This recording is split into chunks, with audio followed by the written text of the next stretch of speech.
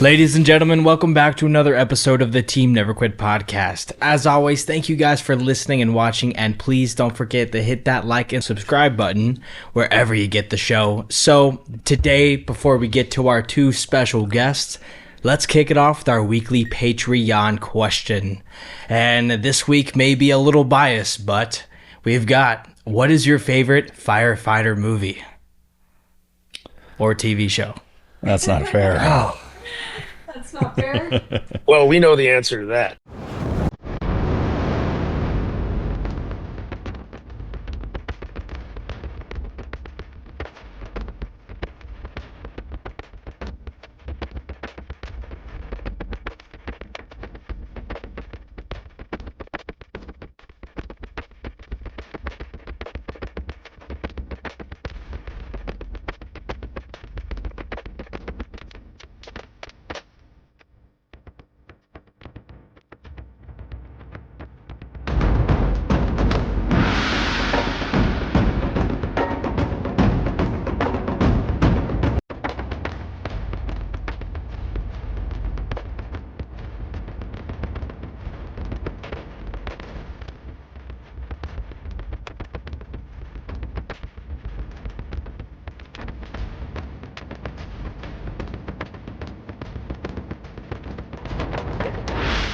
Yeah, obviously it's Hotshot, but number two would be Backdraft, right? Backdraft is. Has to be. I mean, we were talking about Kurt Russell. I mean, there's nobody better. That whole movie's stacked full of them guys. Oh, I know. Yeah, De Niro's good. Yeah, De Niro's great. Back when De Niro was good. Donald Sutherland, Dude, Shadow. I mean, we're talking like again. This is the golden age of movies. Back when they just made good art. And there wasn't any agenda. It was just good, high quality. And they captured that whole, what it's like to live in that community. And Backdraft. For sure. I remember I started wearing firefighter shirts and I wasn't a fireman. 100%. And the other part of it is just that addiction to fire. Yeah. They captured that really well. How there is a weird pull to it that everybody's sort of drawn to. Real life movie. 100%. Freaking great. Yeah. Are there any other ones? Well, of course, there's Chicago Fire, the television show. Shameless plug. Sorry, I had to do it. Oh, you say TV and movies? Yeah. Oh, okay. No. Yeah. Marcus thought we were just doing movies. I'm sorry. I thought we were just doing movies. No, we're just doing movies. Yeah, Phil's just trying to plug the show that he's on. Shameless plug. Well, it's great. But It's doing really well. Yeah. Only the Brave was a movie that it was, the only other movie that's made about hot shots. Yeah. And so that was good. But That one's about Brandon, right? With Brendan. yeah. Brandon. Yeah, Miles Teller played him. Yeah. Man, he got me racking my brain now for other. Yeah, what are the other great fire movies? I'm trying to think. Well, okay, here's one. This is a deep. Gabe, I think you'll know this one. Yeah, I probably know this one. You're a film guy. I think it's called. Is it called Inferno or Towering Inferno? Towering Inferno. And it stars Paul Newman Oh yeah, okay, and check. Steve McQueen. That's a fire movie. Yep. Pretty great one. Pretty classic one. Yeah. That's older, right? Yeah. Did they redo that? Yeah. I'm looking it up. There's Dude, Fighting Backdraft. the Fire. Backdraft, man. I'm gonna watch that when y'all leave. As well you should. I hadn't seen it in a minute, but it's a great film. I keep running the scenes in my head, man.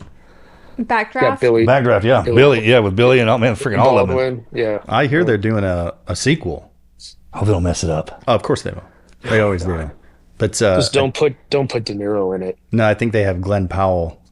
He's on fire. He's on. No pun intended, but that freaking guy, And he's the king of remakes, he's good. right? I mean, he's real good, actually. He's great. He's in Top Gun, Twisters, and now Backdraft too.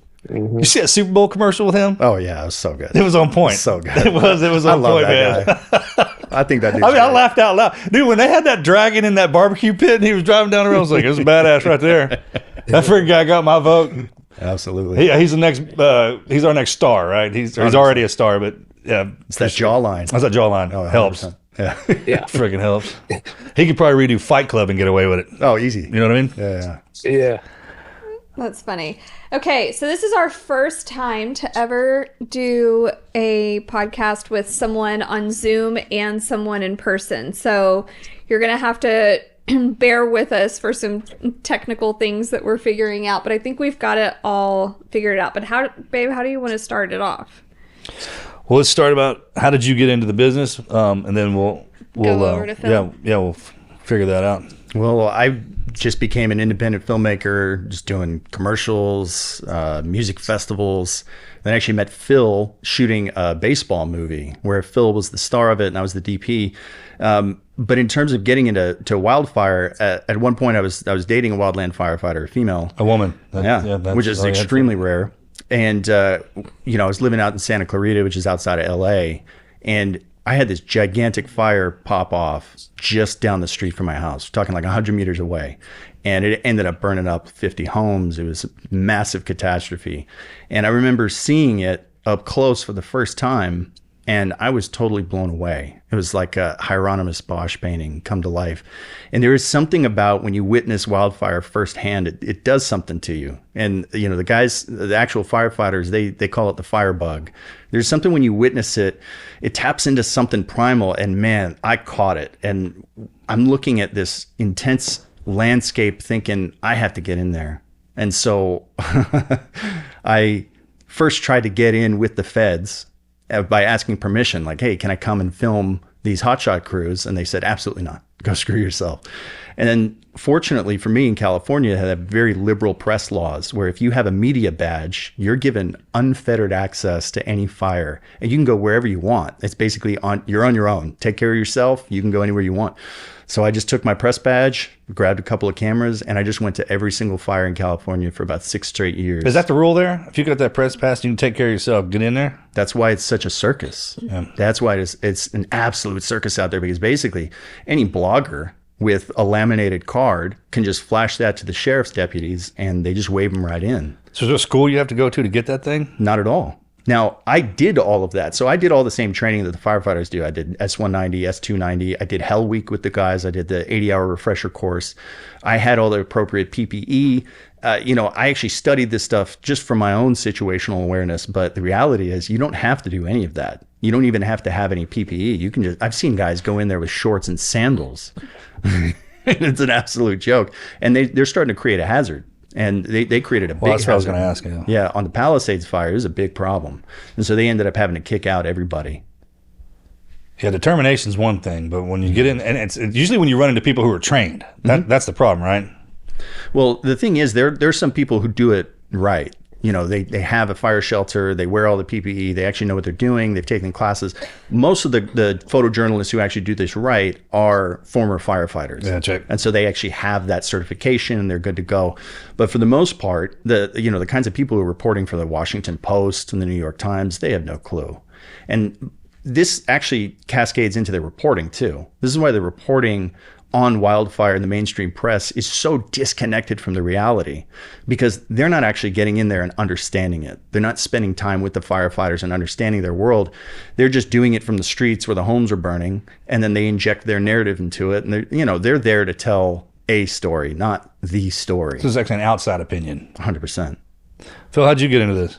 Well, the simple answer is Gabe asked me to. And, anything that Gabe asked me to be involved in, I just say yes. Because, because Gabe is, and, I'm not just saying this, he's quite a talented filmmaker. And so, how I got into the business, started as an actor in Chicago, doing theater. Had my own company, did Steppenwolf, Goodman Theater, all that in Chicago. And then started doing TV and film, and so was wooed by Hollywood, and went out to LA where I am now, and I started producing and writing my own stuff. So I made this short 15-minute short film. I financed it myself, wrote it, directed it, started it, and went to Sundance. So that kind of kicked off. Nice. This other's part of my career that I knew I just did, and I love acting, but I knew that wasn't going to be it for me. I'm a storyteller. So however I'm doing it, whether I'm an actor, whether I'm producing something, writing it, I just want to tell good stories. So, when Gabe first asked me, of course, I go, what do you want me for, man? I don't know anything about fire or any,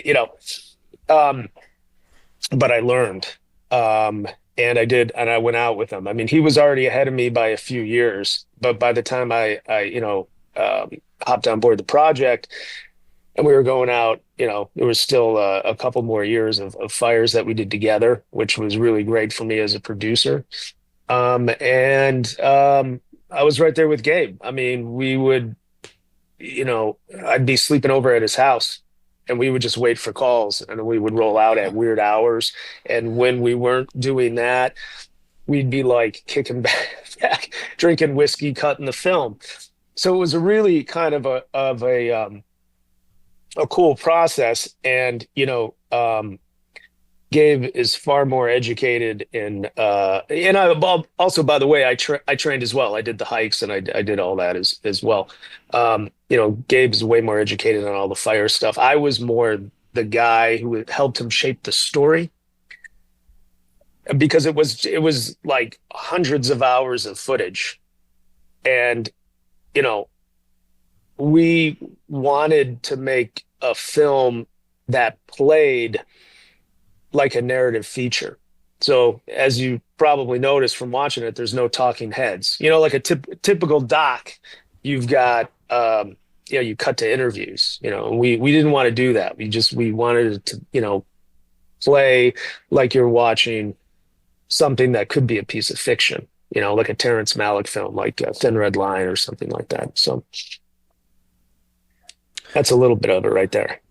Well, y'all don't have any shortage of sets out there either. I mean, it seems like it's always burning out there. It's always burning, and it's never going to stop. This is the thing that I have to remind people. And in our movie Hotshot, there is a bit of a foreboding warning of exactly what we just saw in the Palisades and in Altadena in California this last month.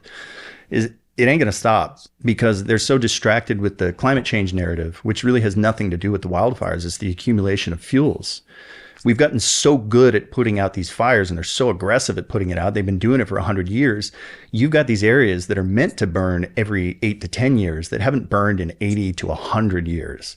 So it's just like stacking gunpowder. I know, you're from there. You grew up there, and that's your backstory, right? Born and raised in Los Angeles. I would always joke on set that when everyone's asking where you're from, I'm the only dude in LA who's actually from LA. The actual angel was born in the city of angels, right? Everyone else is kind of a transplant. It's tough.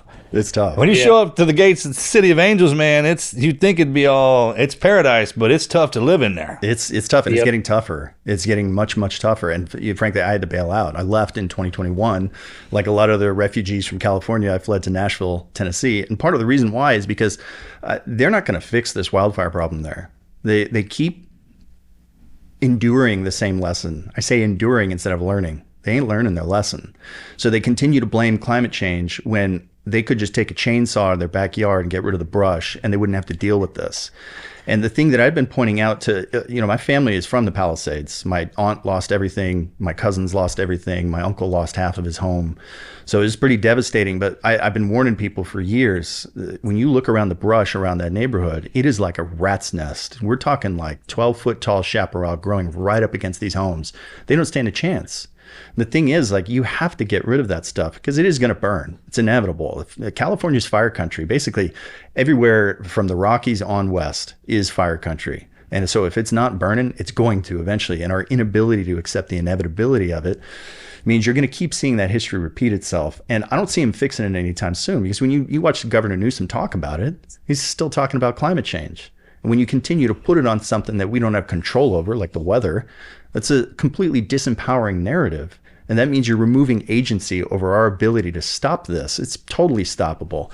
It's pretty frustrating watching it happen. Well, where's the breakdown? It's a combination of things. Number one, there's this political ideology, this dogma where people are so fixated on climate. Look, I was the typical barefoot hippie liberal California guy. And so I was a huge climate change activist. And when I first got into wildfire back in 2015, I fully expected that everything I was going to learn from these guys would just validate my perception of, the climate and wildfire cycle. It actually ended up being the exact opposite. So the first fire that I went to, the first big one, it was in Yosemite. And I was lucky enough to have a dude who'd been on the forest for 30 years. He just grabbed me. He's like, hey, come take a walk with me. He was running a division on this fire and he was pretty quiet. So he gave me this whole history lesson about the Yosemite Valley and the Miwok Indians who used to live there. And they would burn out the Yosemite Valley ritualistically every single year. And he said, the old adage here in the park is that you used to be able to ride a horse at full gallop straight through the forest. Now look at it. And you look out into the forest, you can't even see 10 feet into it. It's so overgrown. And it's like you have all this extra foliage that's competing. The underbrush. For the same resources. And so they're all dying, right? Because they're all fighting for the same amount of water, which is pretty scarce from time to time in California. And he's like, it's all dead. It has to go. And so it's inevitable that it's going to happen. Once that broke that bubble, for me, I couldn't unsee it. It's like taking the red pill in the Matrix. Oh, yeah. You realize, unplug. This climate narrative is a lie. But you talk to the average California, you talk to the average New York Times reader or the WAPO reader, they have a completely different perception. And you see it constantly. Gabe, per that, I mean, it's just a quick little tangent on that. We pitched, because of course, we put this doc out independently ourselves. So, we are the, marketing department. So I pitched the LA Times. I was like, you really need to watch our doc. And I got a hold of like one of the editors over there, wrote him an email. It was like, here's the doc and sent him the EPK and a bunch on it. And they literally said, no, thanks. And 1 week later, I think it was on the front page of the LA Times, Gabe. It was a big thing about climate change. And if we don't wake up to that, the state's going to burn to the ground. And I went, oh my God. I mean, it's just like just the misinformation is, I mean, it's unfortunate. Yeah, and the thing is, these things aren't mutually exclusive. So if you are really concerned about climate, that's totally fine. The thing is, you ain't going to change the weather. Right. You don't have that power. You don't have that power. So a wildfire is composed of three things. It's called the fire triangle. You need all three. Just like with a tripod, if you get rid of one leg, the whole thing collapses. Drought, fuels, and ignition, right? So sparks, the fuels are the vegetation. The drought is summer. You get that every year, right? That's the way it is. 100%. They understand the difference between cleaning out the underbrush so that the forest can grow. Well, this is the lesson that's in our film. So in Hotshot, we go over the problem with the ladder fuels. It's that when you get this accumulation of the underbrush, it then generates enough heat that it can take out the big fuels. People were crying over all these giant redwoods and sequoias that were getting burned down back in 2020.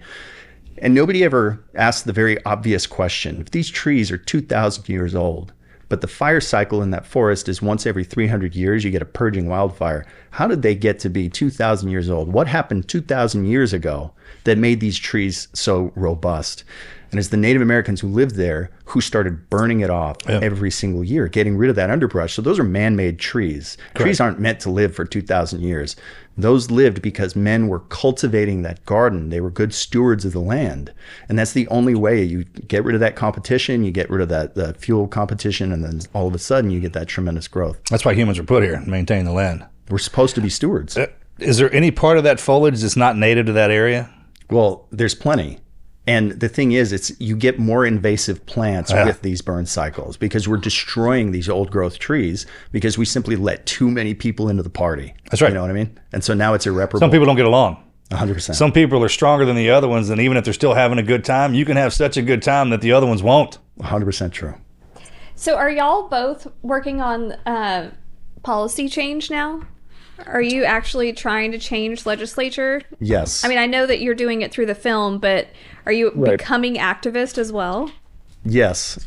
So the film, we actually screened this film privately for Senator Romney and some congressmen from Utah, as well as the chiefs in the Forest Service. And Senator Romney actually did come out with some legislation, but with his retirement, it sort of filtered through the cracks.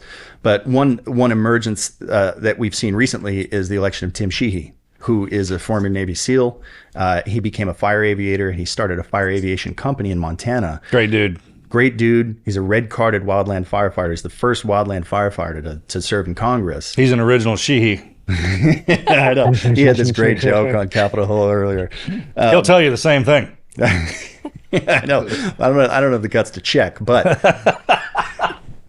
We're going to need proof right now. If he made it through Buds, he's probably got a pair of it. He's done something that we've been calling for a long time and nobody's really listened, which is to create Fed Fire, to create a unified wildland firefighting agency. And he's put up a bill with Senator Padilla to stand up a new agency that would be the Federal Wildland Firefighting Agency. I mean, think that would be a great job for people? I mean, a new outlet for people to actually take care of this place, know what they're doing, and then systematically, because it's federal government, go to each state and either teach or take care of that? I think that'd be the coolest job. And that's the thing. When you watch it's this... a badass job, actually. Dude, it is the most badass job. I mean, and think about it. You're getting exercise, radical exposure to nature. You're getting that catharsis of shared struggle with your crewmates. And you get to see...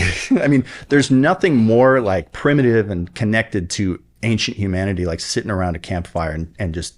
Well, sure. And when you're talking about federal, that pulls from all of the states, which means you're taking one guy from each walk of life in all these states and throwing us into one pool, which means we learn how to swim together and learn how to talk with each other and understand our thought processes and like, hey, why do you see it like that? And then when you're working together in a situation where you're always going to die, you open up a little bit more to your boys. 100%. And, you know, the original Hotshots were actually Zuni Indians. So the original Hotshot crews in Los Angeles, they were formed up by Zuni Indians from New Mexico who got flown in, teamed up with a bunch of Vietnam veterans, and they formed like some of the original crews. Actually, before that, it was Korean War veterans. And so there is a legacy of stewardship out west that's sort of been abandoned. And because of that, the fires are getting worse. But, you know, the ancient traditions of getting rid of fuels and being good stewards of the land, they need to come back. And, you know, fortunately, Senator Sheehy understands this. And I think he's going to make a positive impact. But the thing is, the reason why people ain't getting into this job is because of the way the Forest Service has been abusing their employees. They're paying them $17 an hour. That's less than a McDonald's employee in California. And the reality is they're hemorrhaging all their studs because they just can't make ends meet. It's fine if you're in your 20s, like your early 20s. You don't care. Yeah, you go out to the forest, you're single, you don't have kids, you could go sleep at the barracks or sleep out of your car, no big deal. Out there. You got, dude, we have a hot That's how you get that badass reputation. I know. And when you're young like that, that's what you're after. 100%. Well, and Hotshots, what's unique about Hotshots is they got to be able to fight fire independently, completely without any resupply or anything for 3 straight days. So they're a lot like they're like, look, it's an imperfect analogy, but Hotshots are like the Navy SEALs of wildland fire. LRPs, long range reconnaissance boys. Just get the freaking ass hung out there, and that's the job. And the Swiss Army knife. Like you can kind of do it. You can do everything. So no matter where you get tossed, like, all right, we'll take a boat and we'll go out there. We'll hike up there. You'll helicopter us in. We can handle dozers. We can cut down trees. We can do firing operations. We can guide in aircraft. We can do everything. And that's why it's so hard to form a hotshot crew, to get all that expertise. They got to be able to go out there for 3 straight days, no water, no food, no resupply of anything, and be totally self-sufficient. The thing is, when you bring in a hotshot crew to a wildland fire, they immediately stabilize the incident because they can run everything, and they bring that experience and that gravitas from all those man hours fighting fire. But the thing is, dude, how long can you do that? And you try to... it's a short life. You get to that point in your 30s where, all right, I'm ready to get married and have kids. I can't afford to have kids if I'm making $17 an hour. And the thing about the Forest Service, they don't even classify them as firefighters. Yeah. They call them forestry technicians. That would be like calling you an ocean technician. Right. And they don't get the same benefits that firefighters in CAL FIRE or municipal agencies get. Yep. So they have this high level of attrition where they're losing all the veteran dudes who keep the younger guys alive. Yep. And we're seeing more and more fatalities and close calls because now they got to rely on just those 22-year-olds who are willing to do it. There's a show called Rogue Heroes about the SAS when they stood those jokers up. And the Texas Rangers, like there's one old dude. If you live to be old in this community, you're a badass. We're got a spot for you. The rest of you jokers, we're going to flip your pay scale. We're going to double it and then give you all the like reward them. Yeah. Like those young guys will do that for rewards. Yeah. Yeah. But you're right when it comes time for the family unit, American. Like when I want you to go back and be a normal freaking American, which is hard for those guys. Yeah. Like when you let them back into the public, you have to have that rowdy mindset. Like I don't give a damn. And that doesn't play well when you're running around our normal people. 100%. And that is a rub, and I don't know how you get around that. it's hard. And look, the depression and alcoholism and suicide rates in the firefighter community are pretty severe. And there's a lot of veterans. So there were, a bunch of Marines and former Navy guys on some of these crews. So there is a lot of similarities there. Sure. And you see a lot of the same levels of depression and suicide. I don't think it's quite as severe, but it's pretty high. And I think there is that adrenaline spike of you go out, you grind yourself to the bone, you face death every single day, and then the season ends, the rains come, and then you have to go home and you got to be a dad, you got to be normal, and it doesn't feel right. You're separated from your fellows that you just spent all year bonding with. Yeah. A lot of people have a hard time coping with that drop off. The thing is, with the pay, these guys are really good at taking abuse. And there is something in them. I don't have this gene, but I observed this. There's some people who have this gene that compels them to serve their country. And service heart. It's, dude, and it is like a pathology. And they will continue to abuse themselves just to do that. But at a certain point, man, you got to be able to pay your rent. Yeah. You got to be able to take care of your kids. And so these guys end up going to CAL FIRE, going to other agencies, and then we lose these dudes that we've spent, as taxpayers, we spent millions of dollars training them up over the years. And then we go back to square one with a new recruit. Back to the question on activism, it's like the Hotshots, their weapons are, they're digging out, line and hiking in, and ours is the camera. So it's like, everyone who has seen this film, they walk away and they go, oh my God, I didn't know any of this. And they immediately become activists almost because of the film. And they're like, what can I do? I want to, do something and help. And so we would love nothing more than to give this film, a screening for everyone in Washington. Because a lot of these politicians, they don't know. Mm-hmm. They don't know what the fuck's going on. I mean, they go to their, they're in their office all day, and then, they're over in Capitol Hill, and then they're back in their office, and then they're in a bar and they're having dinner. And it's like, I think when, if we can get some, people in Washington to see this film, I think we could, this could help make change, which is why we made the movie in the first place.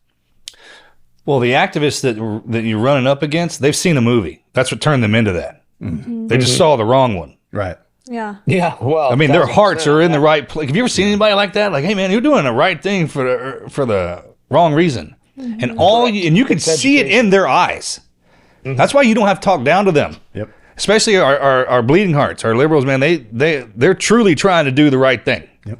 They're on the wrong side. And the minute you show them what it really is to fight for something and fight for the right thing, you don't ever have to yell at them. They'll beat themselves up about that, and then the way they'll try and fix that is bust their ass trying to do the right thing. And that's why I said earlier that these things aren't mutually exclusive. You don't have to abandon any of your ideologies to understand how we fix this problem. Right. The thing that I always point out to people is that we have agency over wildfire. We can be proactive. We can solve it tomorrow if we know what we're supposed to do. And if you look at what a hotshot crew does, literally the only thing they do is get rid of plants. They're either cutting them or burning them, and that's it. They don't do anything else. They don't use water, and that's part of what makes them so badass is they go and fight wildfires without water. The thing is, there's a culture. It's a lot like Fight Club. They cherish this sort of time-honored tradition of just being the quiet warriors out in the middle of nowhere. And there is an honor to being unseen and unheard. But the problem is if you're getting beat to hell, who's telling your story? Yeah. And the thing is, they hate the media. They never, if you end up on the news, you got to buy your crew beers. Yeah. So they punish you if you're ever on the news. And that was something that we had to deal with in terms of how do we tell this story? Because look, it's not my story to tell, but no one's telling it. And the other side of this is, if it's not in their nature to speak to the camera, then we can't have them on camera giving interviews. It doesn't feel right. And these guys are going to get clowned on. There was a Netflix series called Fire Chasers. And when I first started going out and filming fires, every time I showed up with the camera, guys would be like, hey, you ain't filming fire chases, are you? Because they had some guys from LA County talking about their job, and talking about how cool it was. And the thing is, there is no way for you as a firefighter to say how cool your job is without sounding like a douchebag. Yeah. And they became the laughing stock of the entire wildfire community. And so I decided very early on, I ain't doing it to these guys. And so we chose to tell the story from almost like a nature documentary point of view, where it's like Morgan Freeman talking about penguins. Yeah. And we're observing these wild animals. That dude can talk about anything. Exactly. And you're going to listen. Yeah. I tell you, you know what makes them like that? The fire. The fire doesn't talk. 100%. And they can't talk to the fire. You can yell at it all you want, but it doesn't talk back. Matter of fact, the more you yell at it, the more it burns your oxygen. Yeah. So it makes them into that. Yeah. Yeah, kind of back to your point, Marcus, about you know, it being an education thing, because fire don't care if you're a Democrat or a Republican. It doesn't care about your race or your religion or what, you know. I mean, it's an equal opportunity destroyer. Just wants to feed you. And you know, and you know, that's and all these hotshots, all these guys who work together. I mean, they're just they're the same. You know, they're not getting down in the weeds over, you know, politics, you know, which is what is unfortunately happening in California. This whole wildfire thing is being politicized. Meanwhile, you've got Altadena and the Pacific Palisades burnt to the ground, and that should never have happened. Never. That should never have happened. That could have been avoided. I mean, you can't avoid Mother Nature, but what the devastation that happened, 1,000% could have been avoided. Well, I think that's what's coming out of this. Yeah. Yeah. And that place, when that got hit, that's when everyone was like, all right, there's certain places down here that when they get hit, something gets done. Look, man, I want to believe that, but what I caution everybody is back in 2018, we had the campfire roll through Paradise and killed 85 people. I remember that. And we all thought, oh, dude, we got to change. Nothing changed. And that on the exact same day, another fire ripped through Malibu, the other portion that hadn't burned this time. The Woolsey fire killed 3 people, burned up over 1,000 homes. Nothing changed. And so, look, this stubbornness is like really hardwired. So we're dealing with this perpetual narrative that's like a tick. They cannot write an article without blaming it on climate change, right? So every single article about wildfires due to climate change. And so we're ignoring the practical steps that we can take to change this. So in our film, I got so lucky to stumble upon this one fire that happened to serve as a perfect example of how to do it right. So it was almost a carbon copy of the Palisades fire in Orange County. So you had 85 mile per hour winds pushing this fire. It's a late season fire ripping towards this community, but they had a 300-foot green belt of mulch and succulents surrounding the entire neighborhood. So when the fire ran into that, it just died. The firefighters didn't even have to pull out their hoses. Wow. And a few embers landed in some, palm trees throughout the neighborhood, but you take care of that real quick. That would have happened just the same in the Palisades. But like I said, they've got 12-foot brush growing right up against their homes. And there's footage of that fire before it impacted the edge of the Palisades, where it was maybe like 50 feet out. The homes still weren't on fire. So imagine if you had a 100-foot fuel break, fire stops right there. Nothing happens. You might get a few homes catch on fire because of embers, but I'm telling you, I've seen it in person. 85 mile per hour winds pushing a fire and it just stopped dead in its tracks. So the solutions exist, and some communities, like in Orange County, are doing it right. But some people, they just refuse to ignore it. And it's the lack of education. People just don't know. Yeah. So in the same way they don't understand how the fuels contribute to the fire, they don't understand what hotshots do. They don't even know, like they think they slide down poles like in Ghostbusters, And so there's this profound epiphany that happens when people watch the film where they're like, I had no idea any of this existed. There's a lot of great, cultural literature and films about Navy SEALs. And, obviously it's surface level stuff, but there's a general understanding of what those quiet warriors do to protect us. But there is zero understanding of what our wildland firefighters do. And we were hoping to change that with this film. When we initially took it to Netflix, they were interested. It got all the way to the top. They wanted us to change it. They wanted us to recut the film because we gloss over the climate thing. We don't even get into it. We just gloss over it. And because we didn't sufficiently mess our drawers about climate, They wanted us to make it more panicky about climate change, and we refused to do that. It woke. So it's not if you're talking about it, it's one thing. Even if you don't talk about it, that's the thing. They still blame you. If you aren't sufficiently lighting your hair on fire over it, like even Ron Howard, who directed Backdraft, by the way, he had a documentary about the fire in Paradise, and I remember he got raked over the coals because he didn't spend enough time talking about climate change. By who? Who's doing this? LA Times, Washington Post, all the legacy media, the same characters who sort of shape the general narrative in the public. So why don't you take the movie to all of the woke universities and show the movie to the students that the big media gets to be the loud noise? Well, I'd love to do that, but I will tell you, there's a line about 8 minutes into the film where we're talking about the difference between male and female firefighters and how the gals have to work about 3 times harder just to be able to keep up with the fellas. And there's a line where we say, this is real life, not a gender studies class. And I guarantee But that's good. They need to hear that. They need to see.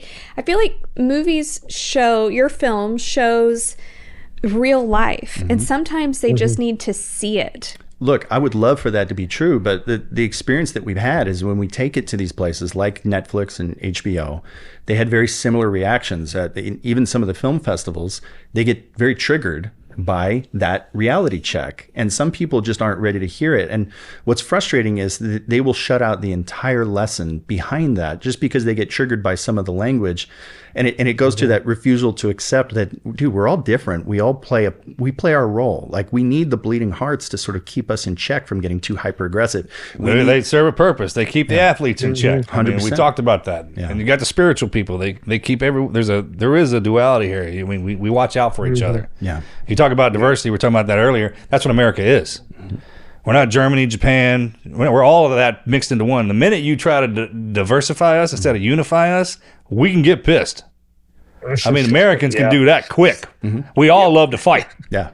That's what we do here. All right? Yeah, right. So you don't teach them to, I mean, you definitely don't want to open that door and let us just do that all the time, man. That just pisses people off. Yeah. Especially when people who don't hold physical power try to implement their will over us. That's the most dangerous part. That's extremely dangerous. Yeah. Today's show is brought to you by strawberry.me.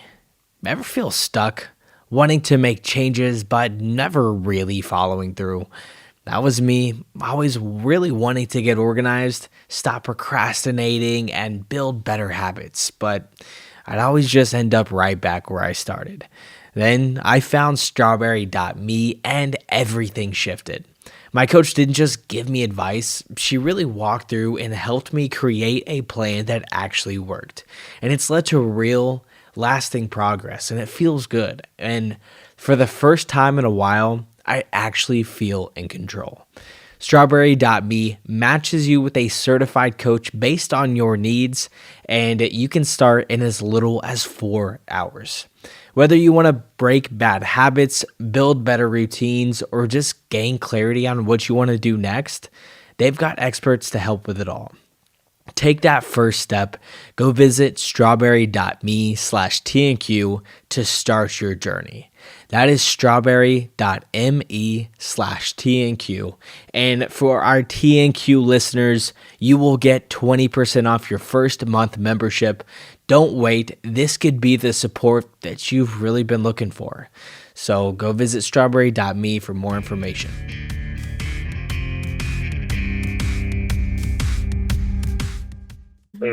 And when that's which it's happening. Yeah. So I mean, this is the powder keg, and that's how you light it. This is the Revenge of the Nerds in real 100%. life. That's why I keep saying we got to make a movie. We got to do Revenge of the Jocks. Yeah. We got to balance out. We got to balance some stuff out here, guys. I mean, that's what we're looking for here is that equilibrium, that homeostasis of balance, so we can all live together in harmony. Yeah. Well, we would love to show this at universities, and I will say this: anyone who hears this podcast, that wants us to screen the film, we would be happy to. Just hit us up. We'll be there in 2 seconds. Yeah. Let me ask you a question. So when you're talking to you're in the business, you're in the industry, you grew up in the City of Angels. When y'all are around all the actors and everybody, and y'all are talking about this stuff, do they even listen? I mean, can y'all talk to each other about this, or is it just? Well, yeah. I mean, I think like all of my friends who are showrunners, writers, directors, famous actors, they all love this movie. Yeah. The problem is the executives. Yep. It's the gatekeepers. And they think they know what everybody wants to see, which is simply their purview, and that's it. And it's not true. LA's a bubble. Manhattan, Chicago, these are like little tiny bubbles. And then you have middle America, which is basically the rest of which is the country, basically. Yeah.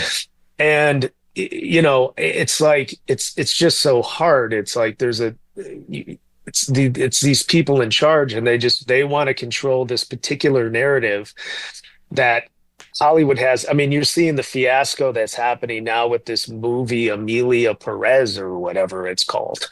I mean, this is just an utter, this is the joke of all jokes in Hollywood. It's like Hollywood worked so hard to finally make this movie about, have you guys heard about this movie? Oh, no. Okay. Amelia Perez. It's nominated for all of these Oscar awards, and it's the first time because it's about a cartel. I'm butchering it. It looks terrible, by the way, but that's besides the point. But it's like about a cartel guy who becomes a woman. So it's like they got this transgender actor to play the part, and they nominated the film for like 13 Oscars. But then they dug through this person's tweet from years ago, and now they're saying we don't want to give these awards to this person anymore. We want them all back. And you're going like, in the meantime, could we just make a good movie? Yep. And could we just make something everybody wants to see? Yeah. Why are we wrapped up in these political agendas? And like, it's like, let's just make a good movie that actually says something. And that's the problem with a lot of these executives. So I find everybody else in the business, that's not an executive beneath. And I'm also including agents in this, because agents don't know anything.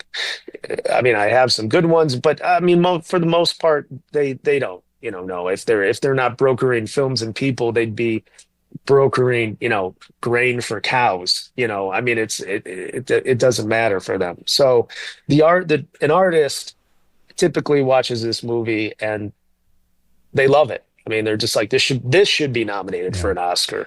This should play at Sundance or the Cannes Film Festival. When did it change that Hollywood made movies for everybody? Well, the 90s was the golden era. That was last, right? Yeah, that was the golden era. Back when they just made movies, and this was our goal, just to make a movie just told it like it is, for the sake of making good art, not having an agenda. Like, obviously there's some passion behind it, and there's some issues that are raised, but what's been actually really encouraging for me, because the only way that I'm able to promote it is on Twitter, and I'm getting feedback from blue hair commie liberals and the most hardcore, like Molan Labe, right-wing militia guys in the middle of Texas. They equally love the film. And the thing is that we vacillate sort of back and forth between things that would normally be championed by conservatives or championed by liberals. We talk about how messed up California bureaucracy is. So conservatives are like, yeah, I love that. And then we talk about the indigenous wisdom that's been betrayed and how we killed them all and stopped the traditions. Liberals love that. So the thing is like, we're kind of just shooting it down the middle. Yeah. But the problem is, like Phil said, there's a disconnect at the upper levels from what's on the ground. You see that dynamic with a lot of films where, on Rotten Tomatoes, the critics will pan it, but it'll be like 98% amongst have a cult following. They're totally disconnected. And this is the thing that we run into, is when we deal with the gatekeepers, they'll get triggered by a line in the film or the subject matter in a way that normal people, they don't even blink at. Yeah. And the thing is, if you have those gatekeepers, then it's never gonna make it through. Look, we released this independently. It is the #1 rated firefighter film of all time, of any kind. It's even rated higher than Backdraft. So think about what kind of mindset would compel a company like Netflix to tell us to kick rocks when you could have a profitable film that people universally like on both sides of the spectrum. But you were saying, no, we don't want that message out there. How do you deal with that? That's the big question. Well, we are developing this as a unscripted series right now that we plan on taking out So hopefully we can get it out with like an HBO or an Apple or Amazon Studios or something like that. We sort of want to replicate the doc and do like a doc series that follows like 4 or 5 hot shots. So we're trying. We'll see. But I just feel like the biggest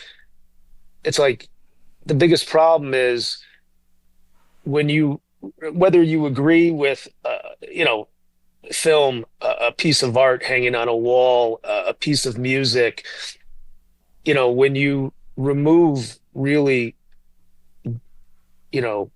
great pieces of art, you remove the ability to have the conversation. Like you tend, if you can put difficult subject matter, let's just take film, for example, up on the screen, and you go to a movie theater or you sit around your TV, and you might have people who've got 4 or 5 different kinds of points of view. The film allows everyone to have a very sensible, educational conversation after the fact. Or like stand-up comedy, you go see Dave Chappelle. He's going to push a lot of buttons, and there's probably a lot of different people in the audience with different viewpoints, but guaranteed after the show, they got common ground now to be able to talk about stuff. And that's what great art should do. And we don't have, I don't think we really have. You know who's great at that? Mel Brooks. 100%. Yeah, absolutely. He's one of the greatest of all time. Freaking greatest. Right. That sucker could throw one down, and it doesn't matter where you were from. You got the humor in it. Yep. Because it wasn't being mean. No, it's satire. And it's satire. He made fun of himself. Yeah. He made fun of himself. Yeah. That's when the comedians start going mean, you're really hard for them to pull back after that. Yeah. And that's we need them here. Mm-hmm. You got to have those people, because they can see things in everybody else we can't see. Yeah. And they just talk about normal. You can talk about going to the restroom and point it out. It's like hilarious. Mm-hmm. Yeah. And when they stop doing that, because for whatever reason, I guess because society, we ebb and flow in this country. There's a time for everything, and it's we're going through some transitions right now. Yep. I do laugh out loud every time I hear Theo Von say anything. He's great. That dude's amazing. He's amazing. Doesn't it feel like we're sort of coming out of those dark ages where it feels like people are starting to feel more comfortable saying what they mean, and it's okay. Yeah. And it doesn't have to bury you for the rest of your life. And, to Phil's point about this is supposed to be a conversation starter. And the thing about our film is like we wanted it to be a bit of an empty vessel where we're not telling you what to think, right? We're presenting the information and asking the question. This was Phil's greatest contribution on the story side when we were trying to figure out how do we start this picture. And he's like, you should start it with a question. Yeah. And that was the best advice. And that set off the chain reaction for the rest of the story to flow. We started the film with a question. And I think doing that gives people the opportunity to engage with the art in the appropriate way, which is they answer the question. And so it gives people from these different perspectives the ability to try to understand it and digest it in their own way, rather than have it hammered into their heads. Like, this is what you must like. It's like what guy? Yeah, it's like what guy who works at a factory all day comes home, he's eating his Hungry Man dinner in front of the TV, and he's flipping through stuff, and he doesn't want to watch something that's sitting there telling him he's a racist. He's like, he's like, I just want to watch something entertaining. My hands hurt, I'm aching all over. I work 12 hours. I just want to watch something entertaining. I don't want to watch these agenda-driven pieces of crap. Yeah. Which is what they are. And the other elements of this is we really tried, the film's called Hotshot. We tried to capture the perspective from the hotshots. We shot a bunch of interviews. Some of them were under the condition where the fellas were like, I'll sit down on camera as long as you promise not to put it in the movie. So it was mostly just for my own reference, my own research. Some of their lines ended up making it in the film, in the voiceover, and there's some of the best lines. That's how you show respect. 100%. Honor their wishes with not showing them. Right. You put somebody in there to do that. Right. But then you capture them. Yeah. And that will tell us. And the overarching thing is just the mindset, the way things are presented. I tried to do it the way that they do it. Like when we're just shooting the shit, having a barbecue, the way they talk about things. And when it comes to climate, look, there's plenty of hippie liberal firefighters, and plenty of them, they believe in climate change. They just know that it doesn't matter for fire. So they have this attitude of like, it is what it is. And I imagine it's probably similar in the military where it's like, dude, orders are orders. We're just doing what we're supposed to do. That sign, it is what it is. We have it hanging on the wall. This is the commonality with operators, with people who are actually there and they're actually experiencing it. They're engaging. They have that similar mindset of, look, man, all this other stuff, all of the adversarial debate is just noise and has nothing to do with the real thing. And we have a couple of phrases in our community about that. It is what it is. And then you could be going at it with a team guy or someone will point something out. And if you say teams and shit, everything shuts down. Everyone knows exactly. It's like a bring back to zero kind of deal. Yeah. Like, that means it's out of our control and did everything we could. And no matter who you are or what you're doing, you can get stuck into some positions that you just, it is what it is, right? There's a few maxims in Wildland Fire that I picked up that I've absorbed as like great life lessons.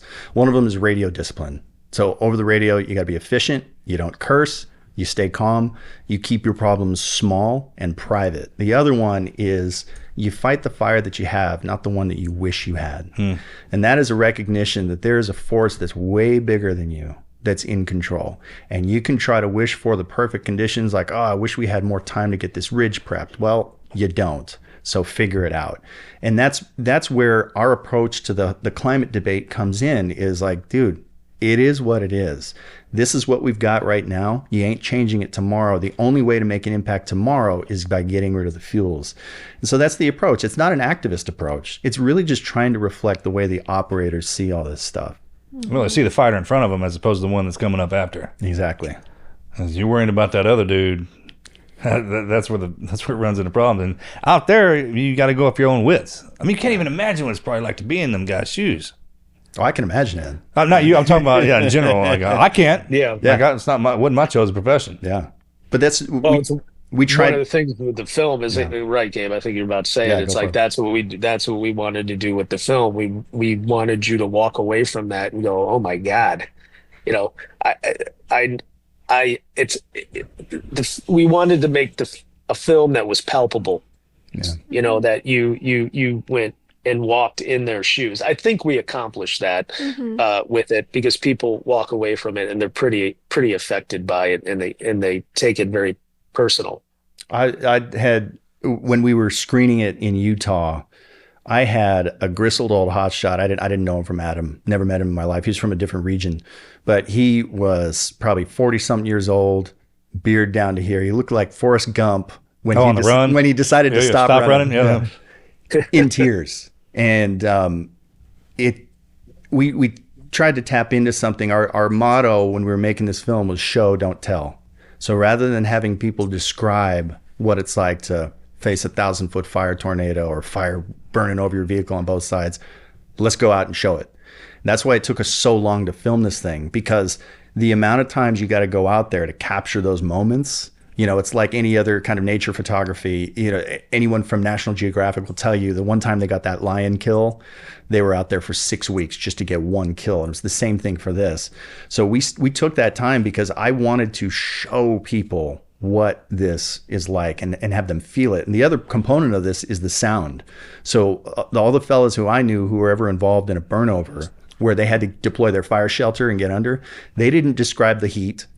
They didn't describe anything except the sound. Freaking noise. And it's the noise. And it sounds different than what you would expect. And it sounds different than what Hollywood sound designers ever put in. There's this creepy sound to a wildfire. It sounds more like an ocean than a bonfire. And then there's this high-pitched whine that comes with it that until you've been in a burnover, and I've been through a couple, once you hear it, it haunts you for the rest of your life. That's like they're talking to you. Oh, dude, it's like the souls of 1,000 leaves like screaming as they exploded. It's hard to describe, but I think that's one of the things that kind of shook some of the fellas who saw the film. And all the hotshots who've seen it, they're like, dude, this is the most accurate thing that's ever been done, because we tried to get every little detail. And I think you only get that by taking all the time that we did, like 6 years. Because if you're a normal carpetbagger kind of documentary crew, you might come in for a few months, do it, and then you sit down in the editing booth for a year. You're not really going to absorb some of the nuance and the heartbreak and the way that it breaks your body down and that fatalistic mindset that these dudes have, where they have surrendered their bodies to this cause. They know they're going to die young. They know it. And they're going to die in ways that they shouldn't. To the job, which is ultimate to our people. Yeah. That's what they signed up for, and there's honor in that. And once you know that's what you're doing, that's what we talked about. It's like, you don't fear anything. Nothing. And if you could incorporate smell in there, that'd be a game over. That'll be the next level. You know what I mean? We talked about that earlier, like the sounds and all that, when that gets to you, and the heat. But man, the minute that smell hits you is when something. Yeah, the smell of like 200-year-old cedars burning up. It's unforgettable. There were a few times where I just stopped filming. I just sat there and took it in, because look, filming this was kind of a religious conversion for me in a lot of ways.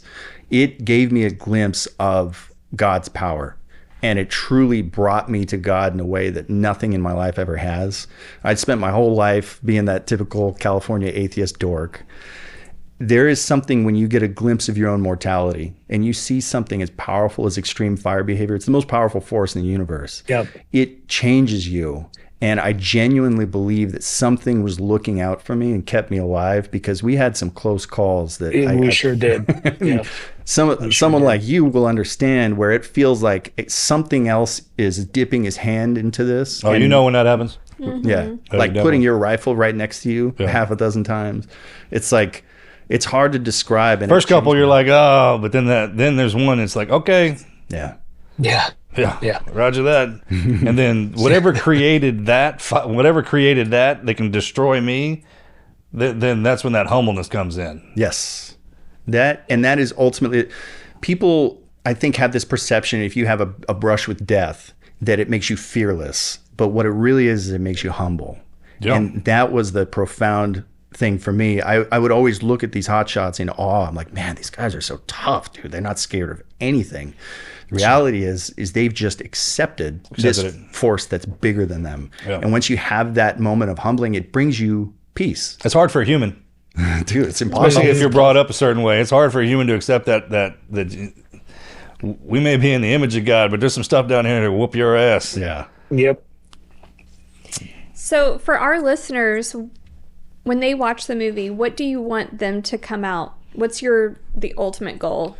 Well, that's ultimately up to them. Like I'm more curious to hear from our audience what they thought the film was about, rather than me telling it. That's a good filmmaker. I worked with a really great filmmaker, Alexander Payne, on a movie called Sideways, and the wine. Yeah, the wine movie.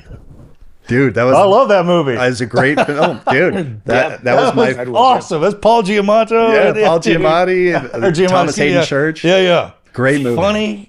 That's that drive, man. That was good. I'm sorry. Go ahead. No, I love that. But I remember Alexander Payne.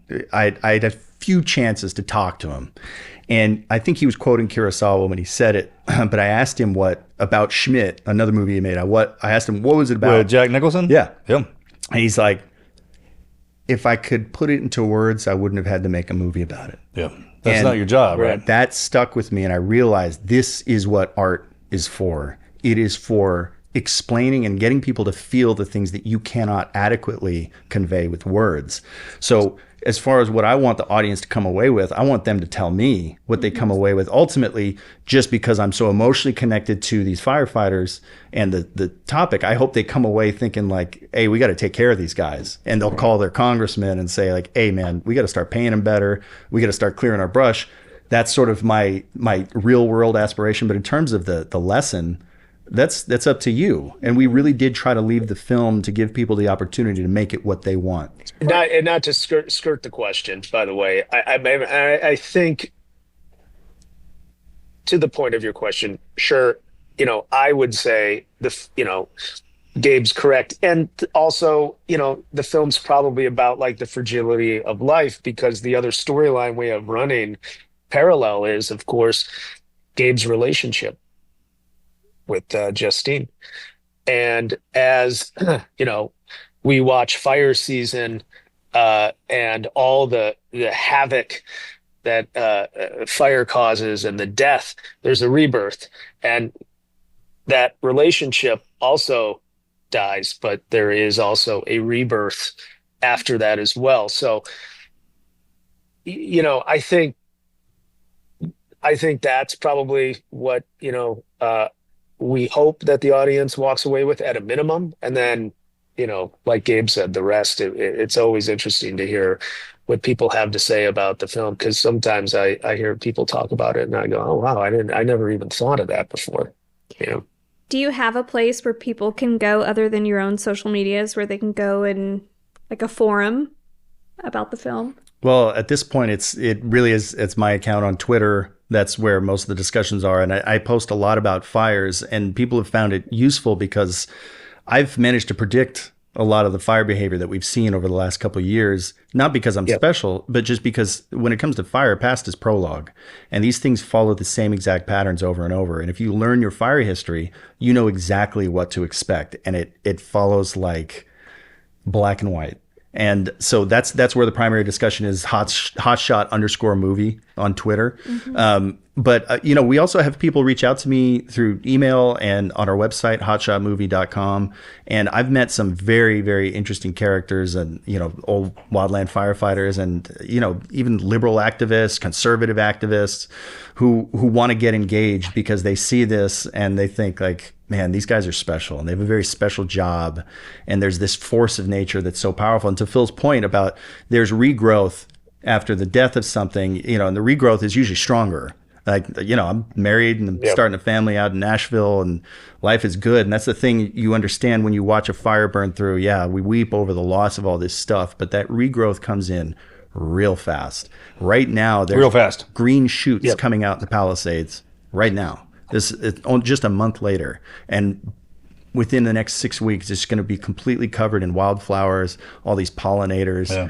So that does happen. Yeah, you got to look at the other side of it, and that rebirth it's typically harder for humans when we lose our stuff. Yeah, well, the foliage doesn't have a problem. All right, they'll just does its thing, right? Yeah. Well, because that's what nature does. It clears everything out to grow again, and it's nuts that a lot of these environmentalists think, oh, we just need to let it be. Let the little animals get in there. The animals are going to leave when you start the burn, and they're going to come back. And you saw it with the fire in the neighborhoods. Yep. They go back, and their dog survived. How did this bear survive in someone's basement or whatever? You see it happen. That is nature. They're going to find a way to get out. They're going to find a way to survive.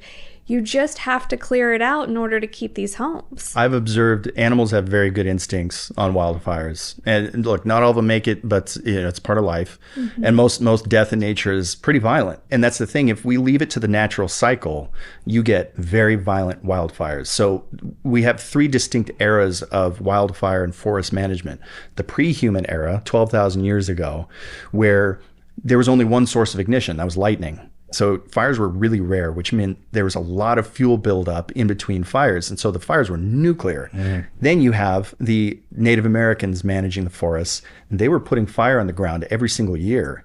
And so there was a lot more frequent fires. And so the fires got smaller and smaller and smaller. That's why you got those giant sequoias growing in California, because the fires got smaller. Wow. But now, because we got so good at putting these fires out, we're manipulating that natural system rather than exploiting it to everybody's benefit. We're now going back to that pre-human era of 100 years in between fires. And so they get nuclear, which is what we're seeing. So observing this stuff, it just takes awareness and like being present in your own space. And I think that's the one thing that the natives did very well. They were pretty alacritous with putting fire in the ground and reckless too. But the thing is, they set themselves up where they could start burning the hillside. They didn't have to worry about where it went because they didn't put their homes in the middle of it like we do. So there's a bit of a narcissism in somebody who goes, well, my house cost, $15 million and I have these huge walls and gates around it and I'm just going to build it where I want to. Yeah. And there is some narcissism in that. And we have to, just to circle back, Marcus, you were kind of bringing it up. It's like you got to have a relationship with the land. I don't care how much money you spend on your house. Respect. You got to have some respect. Yeah, we and again, and that comes down to education. A lot of people just don't know. On these last wildfires, I'd say, well, what would you do if an earthquake came? And everyone will tell you exactly what you should do. They've got their kits. But if you ask someone, what do you do when a wildfire hits? They have no clue. And a lot of people are going, well, the police will come knock on my door and tell me to leave. It's like, brother, by the time, if the cops are knocking on your door, you're effed. Yeah. You're screwed, you know, and, you know, but people, they just don't know. Sadly, people are, you know, starting to pay attention because this was so devastating. Yeah, and you saw a lot of people abandoning their cars in the Palisades and blocking ingress for the firefighters. A buddy of mine who's the dozer operator was pushing Mercedes out of the way because he was having a blast with that. Dude, he loved it. But, I mean, that's like a theme park ride. Are you kidding me? You'll notice if you watch the video, he's avoiding certain cars. He was avoiding the electric vehicles because when those things get punctured and damaged, they burn for like 2 days straight. You can't put it out. So that's a little detail to think about. And ironically, these are the things that are going to, you know, we buy enough Teslas, the weather's going to stop being angry and the fires are going to stop, right? These things are an absolute nightmare. And they're part of the reason why the cleanup in the Palisades is taking so long. So many people have these lithium batteries. And those things are extremely hazardous. This is what shut down Lahaina for a year. They had to get rid of, so many people had power walls and Teslas all around. These things are a serious hazard. So we're losing all of them anyway. We have to be thinking like rationally about some of this stuff, and it's frustrating. I get it. It does this part's good. It does do this. But what happens if, you know, when the sucker catches on fire? People don't know that because you don't talk about it. Right. But when lithium catches, I mean, it's almost, you say, can't put it out. You can't. It's like our own incinerator. If you want to get rid of all the garbage, man, plant some Teslas down there. Have to throw the garbage on top of it and incinerate the whole damn thing. Yeah, you have to, until that stored energy goes away, it doesn't stop. So it's just going to keep burning. The thermal runaway. So firefighters they'll have to just babysit it for 24 hours and just try to prevent it from spreading to other stuff. They can't stop it. So look, people need a better education about wildfire if you live out west. Texas fire season is coming up right about now. So Texas fire season is 2 phases. It's the end of February and through March, and then again later in the summer going into fall, like the Bastrop fires back in well, they were falling on top of us. It came really close to us. Yeah, for sure. So you watch, it'll switch. I hope it doesn't swing around so hard where you're not even allowed to have an electric vehicle up in the forests. Well, what's funny is that Joe Biden mandated that the U.S. Forest Service completely switch their entire vehicle fleet to electric vehicles, despite the fact that every wildland firefighter is saying, look, first off, we don't have chargers in the middle of the forest. So you're going to have to drag in diesel generators to charge these things. And secondly, just the hazards of having these things around fires is just devastating, man. Putting gasoline next to a fire. Yeah. Oh, dude, gasoline would be preferable. Preferable. Because that's the thing. It's like every vehicle fire that I went to, these guys have it out within 30 seconds. So it's a traditional vehicle. So we need to have sensible policy that is guided by activism. And ultimately, you know, speaking of what we hope comes out of this film, is just a rational, balanced, and informed approach to wildfire management, because it is the biggest threat to this country. We just saw 5,000 homes get wiped out and 24 people get killed like that. And frankly, all it takes is a couple of bad actors with a few road flares on a windy day. It's all over. It's the easiest way to level. They caught people doing that, right? Yeah. The thing is, man, the arson narrative gets out of control. But this last fire season in California, more than half of the acres that burned were actually started. Were all arson. Yeah, arson. Which is, I mean, it is a very serious problem in California. That should be a serious crime. Just go away for that. Like death. Yeah, you don't want to know what I think about arsonists. That's crazy. Get you kicked off of YouTube. Hey, you guys are in charge of the environment. When someone screws it up, send them to us. I won't get in your business. Don't get in mine when I go to take care of this problem, all right? I approve. And then there'll be a balance here. Yeah. So, right? I mean, obviously, we're put here. We're here with them. We have some purpose. Right. Yep. But again, the best defense is just don't give them anything to burn. Right. If we get rid of the fuels, there ain't no fire. So we got to get very, very, very proactive. California is so far behind. People really don't understand this. And there's a line in our film where the last screening I did, people audibly gasped, where we talk about how Florida proactively burns more in 1 year than California has burned in the last 50 years. And they think there's no way that's true. California last year, I think they did 36,000 acres of prescribed fire. Right. Florida does 2 million every year. And the thing is, California's got way more to do. They got to do between 4 to 11 million acres. They're only doing 36,000. Yep. So it's not even close to what needs to get done. And guess which state has a wildfire problem? And Florida's thriving. Thriving. Yep. Yeah. Except for the hurricanes. Well, we deal with those. That's kind of somebody left the water on. We're used to that. Yeah. So how can our listeners watch the film? It's on Amazon, it's on Apple, it's on Vudu and Google Play, and it's also streamable on our website, hotshotmovie.com. So if you don't feel like giving Jeff Bezos his pound of flesh and you want to support us directly, you can go to hotshotmovie.com. Okay. And in order for our listeners to follow both of y'all, can you both give your social media handles? I'm hotshot_movie on Twitter, and Team Sickfooty, that's TEAMSIQFUTI on Instagram. Well, how about you, Phil?